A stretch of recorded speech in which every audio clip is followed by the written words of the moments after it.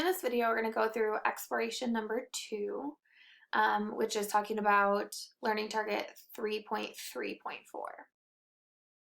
So in the 2.0 level of this learning target, we graphed equations and found the solution of that system. So we wanted to graph 2 of them, we find where they intersect, and that's our solution.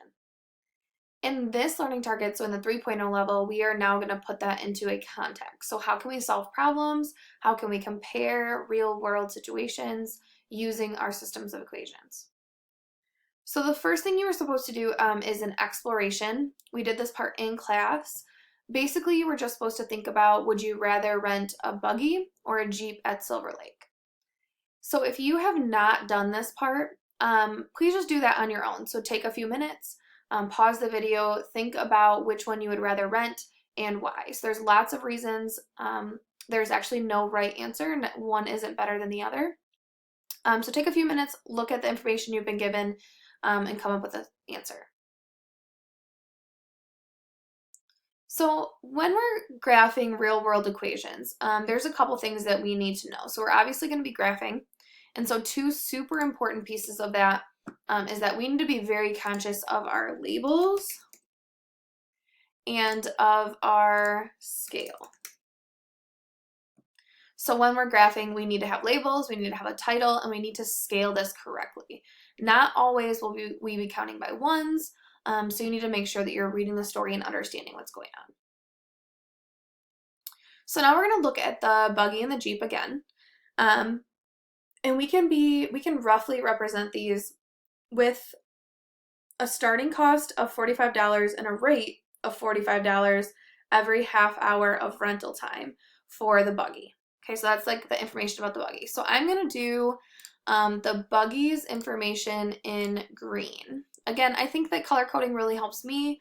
That is up to you. So buggy rental starts at $45 and then a rate of $45 every half hour. Then we're talking about the Jeep, so I'm going to do that one in pink.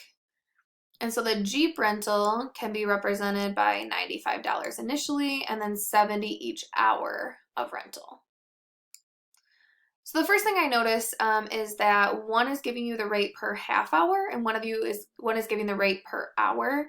I want to change one of them so that they match. So I'm going to go back up to the buggy and I'm going to change that per hour.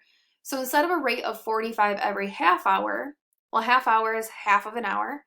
So if I rent it for an hour, it would be at a rate of 90 per hour. And so that's the rate I'm going to use. So that this one's in hours and this one's in hours. So now the first thing I want to do is write an equation for each. So for buggy rental, which is my green, we have y equals, and then we need a starting cost, which is my b value. So our b is our y-intercept. That's going to be our starting. So I'm going to add at the end plus 45 because we started with that $45. Then we are adding on, so I'm going to have a positive value over here, 90 per hour. So I'm going to do 90, and then I don't know how many hours I'm renting it, so I'm going to put an X.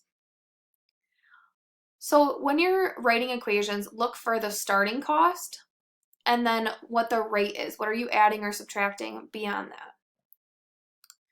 So in the Jeep rental, we have y equals, well, our starting cost is the $95, so I'm going to start by doing that. And b usually comes at the end, so I just put it at the end. If you want to put it first, that's fine. Just remember when you're graphing, you have to begin with b. Then we are adding on that $70 per hour. So I'm going to do 70x.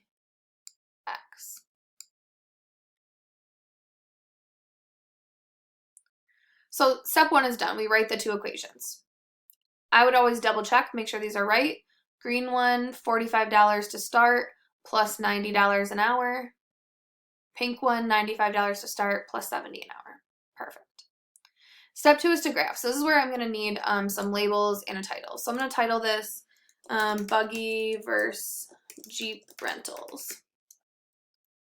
Then my independent variable, so the thing that's causing the change, well, I'm talking about two things. I'm talking about the cost and I'm talking about the hours I've spent.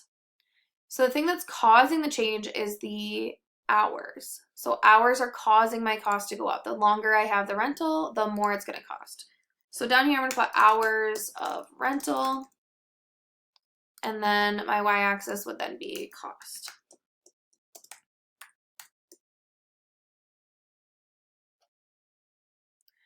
So now I'm going to figure out how this would be best to scale it. So hours of rental, I think, would make a lot of sense if we just did by ones, because you could rent it for 1 hour or 2 hours or 3 hours.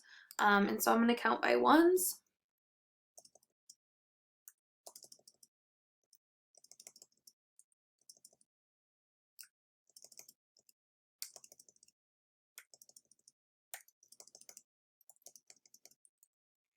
Okay, so I have my hours of rental, but then cost would not make sense to start by ones. So I want to look at first my y-intercepts. So one is 95 and one is 45.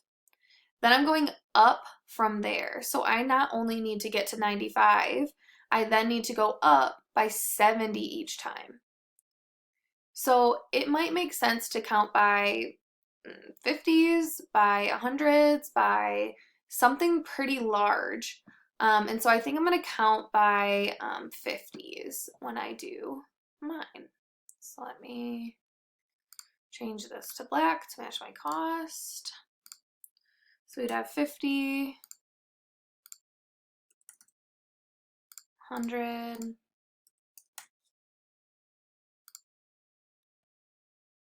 and so on. All right, so now I have my whole scale. So I want to graph each of these lines. So I'm going to graph the buggy first, and we did that one in green. So I need to start at 45. That's my initial cost. So 45 would be somewhere close to 50, right about there. And then we are going up 90 and over 1.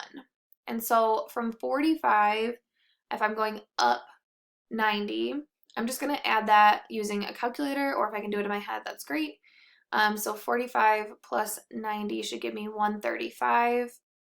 I want to find out where approximately that would be, and then I'm going to go over. Then I'm going to add 90 again. So 135 plus 90 should give me 225, and then go over to where that would be.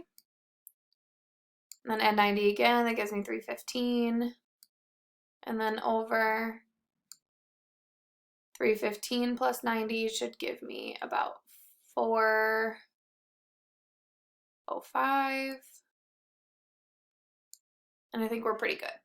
Okay, so we've got our dots for our green one. Use a ruler and then connect these. Again, I don't have a ruler, so we're just going to kind of estimate it the best that we can. So we're going to do our Jeep rental in pink. So we are starting at $95. And so I'm going to put a dot where 95 would be. And then my slope for this one is 70. So I'm going to go up 70. So 95 plus 70 should give me 165. So I go over. Then 165 plus 90 gives me about 235, and then over. And I see I've landed on the same dot that I did before. So if that happens, I don't even really need to do any more dots because I know where it's going to cross. So I'm just going to kind of estimate my line. And so we know where they intersect. A lot of these are going to be estimations for the real world ones because we kind of estimated every time. But I know it's going to be 2 hours. So my solution is going to be 2, comma, and then I go up and it was, I think, 235. And that's what I was counting like with the calculator. If you had to estimate that and you said, I don't know, 225, I would say that looks fine as well. So then step 4 is the new part. So explain what the solution means in the context. Well, that's where the labels really come in handy. So this, I want to look at what does the 2 mean and what does the 235 mean. Well, the 2 is talking about hours, so there's 2 hours. And then the 235 is talking about cost, so it cost $235. So, and this is the same for both of the lines. So I'm going to say both the buggy and the Jeep cost $235 after 2 hours. So they're the same cost after 2 hours. So at 2 hours, if you were planning on going that for the day, it wouldn't matter what you chose. They would cost exactly the same. And then we're always going to have some follow-up questions. So step 5 is to answer any questions that may be asked. So question A is, if you plan to be on the dunes for 5 hours, which would be the best option? So if I go over to where 5 hours is, I kind of want to look at where my lines would be. So at 5 hours, my pink line would be approximately at 350. My green line would be approximately 475. So if you're looking for just cheapest, the pink line would be cheaper for 5 hours of rental, which is the Jeep. So I'm going to say the Jeep would cost less after 5 hours.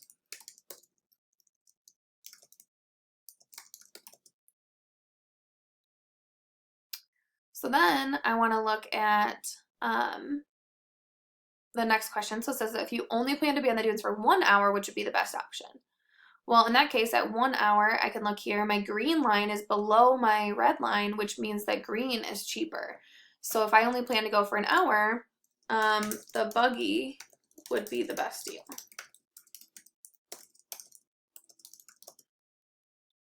So you can kind of use your graph to answer the questions.